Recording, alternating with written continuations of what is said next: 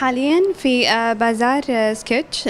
في لاحظت أنا بهذا المكان أواني كثيرة. راح نعرف أكثر بخصوص هذا البازار مع الأونر أماني العنزي. يا ريت تكلمينا أكثر بخصوص هذا المشروع. حبيبتي، احنا بخصوص المشروع عندنا في مطاطير الألمانية، طبعا كلها مطاطير ألمانية بالنسبة للحرارة حافظة ل 24 ساعة، جودة، والاستكانات تكون من تركيا. بخصوص الاستكانات والفناجيل تركية. متى كانت بدايتك بهذا المشروع؟ من سنتين حبيبتي. اي شيء حلو. أتمنى لك توفيق. وأنا أبي أسألك سؤال ثاني بخصوص مجمع تلال.